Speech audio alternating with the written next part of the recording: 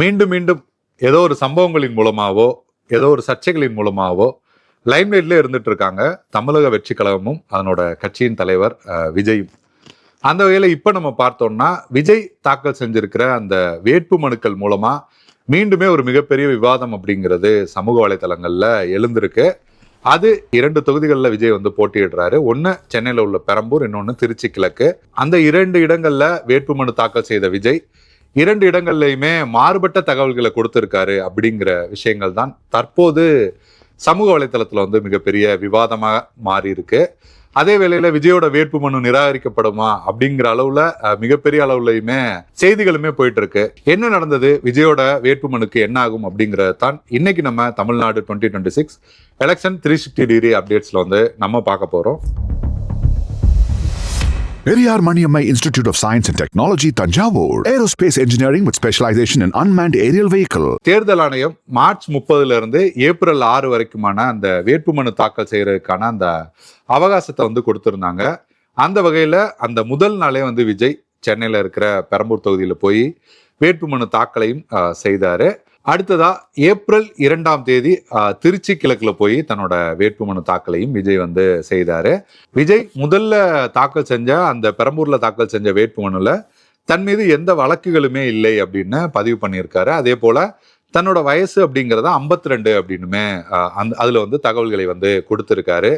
மறுபுறம் ஏப்ரல் 2 திருச்சி கிழக்குல வேட்புமனு தாக்கல் செய்யும் போது விஜய் வந்து தன்னோட வயது வந்து 51 அப்படிங்கிற மாதிரி குறிப்பிட்டிருக்காரு.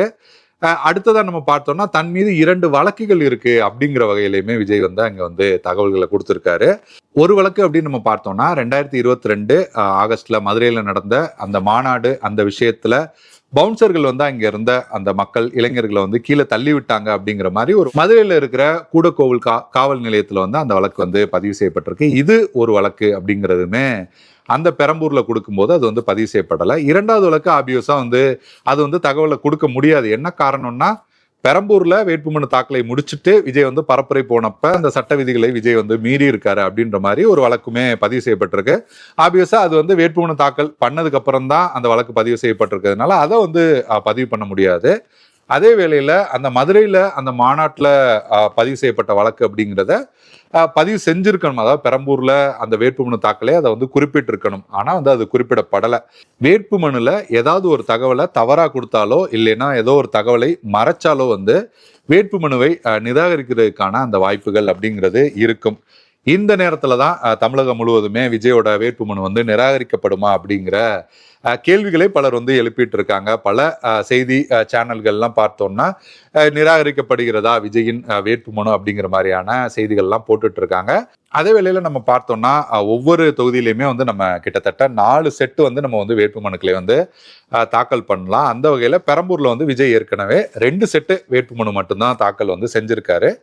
அந்த வகையில இந்த தகவல்கள் இந்த பிழையெல்லாம் இருக்கிறதுனால அந்த கட்சியோட மாவட்ட செயலாளர் பெரம்பூர் பகுதியைச் சேர்ந்த சிவா வந்து இன்னொரு வேட்புமனு அப்படிங்கிறது அதற்கான அந்த டேட்டாவோட இன்னைக்கு வந்து அதை வந்து தாக்கல் வந்து பண்ணிட்டாரு. இன்னமுமே கால அவகாசம் வந்து இருக்கு. ஏப்ரல் 6 தான் லாஸ்ட் அப்படின்றதுனால அதற்குள்ளும் ஏதாவது ஒரு தகவல் அப்படிங்கிறது ஒரு தவறான தகவல் இருந்தா அதையுமே கடைசி நாட்களுக்குள்ள அதை வந்து சரி பண்ணிக்க முடியும் அப்படிங்கிற அந்த வாய்ப்புகளுமே இருக்கு. அதனால வந்து வேட்புமனு நிராகரிக்கப்படுமா அப்படின்னு விஜயோட வேட்புமனு இப்ப நிராகரிக்கப்படும் அப்படின்ற தகவல்களுக்கெல்லாம் உடனடியே இப்பவே நம்ம வந்து அதற்கான முடிவு அப்படிங்கிறதுக்கெல்லாம் போக முடியாது. காரணம் என்னன்னா இன்னமுமே நாட்கள் இருக்கு. என்ன தகவல் வந்து மாறி இருந்ததோ அதற்கான அந்த அஃபிடவிட் அப்படிங்கிறதெல்லாம் வந்து அவங்க வந்து கொடுத்துட்டாங்க அப்படின்ற அடிப்படையில அதற்கான வாய்ப்புகள் அப்படிங்கிறது இப்போது இல்லை. ஆனா இதற்கு முன்னாடி இதே போல வேட்புமனுக்கள்லாம் வந்து நிராகரிக்கப்பட்டிருக்கா அப்படின்னு நம்ம பார்த்தோம்னா இந்திய அளவுலயுமே நடந்திருக்கு, தமிழ்நாட்டிலையுமே நடந்திருக்கு. இந்திய அளவுல பார்த்தோம்னா குஜராத் தேர்தலில் கூட அப்படி ஒரு காங்கிரஸ் வேட்பாளரோட வேட்புமனு நிராகரிக்கப்பட்டு பிஜேபி வேட்பாளர் அன்னபோஸ்ட்ல ஜெயிச்ச வரலாறு அப்படிங்கிறதெல்லாம் கூட இருக்கு.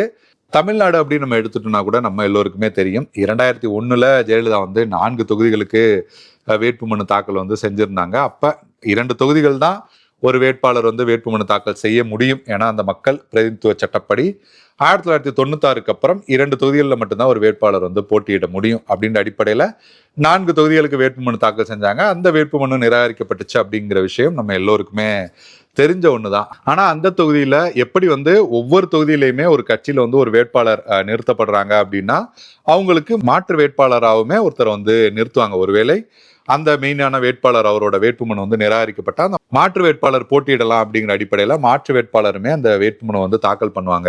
விஜய்க்கு கூட நம்ம எடுத்துட்டோம்னா பெரம்பூர்ல மாற்று வேட்பாளரா அந்த பெரம்பூரோட மாவட்ட செயலாளர் சிவா அவர் வந்து வேட்புமனு தாக்கல் பண்ணியிருக்காரு.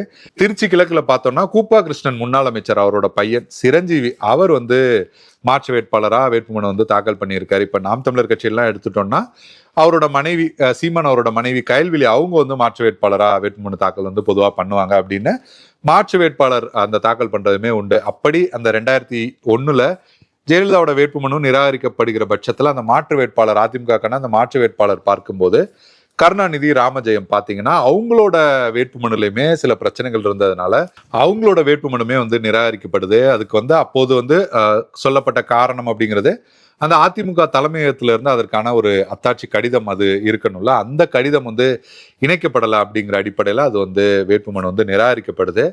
அந்த நேரத்துல அப்போது வந்து அருள் அப்படிங்கிற ஒரு சுயேட்சை வேட்பாளர் அவர் வந்து வாழைப்பழ சின்னத்துல வந்து நின்னாரு. அவருக்கு வந்து ஜெயலலிதா வந்து பிரச்சாரம் பண்ணி ஆதரவு தெரிவிச்சு அவர் வெற்றியுமே வந்து பெற்ற வரலாறுமே இருக்கு.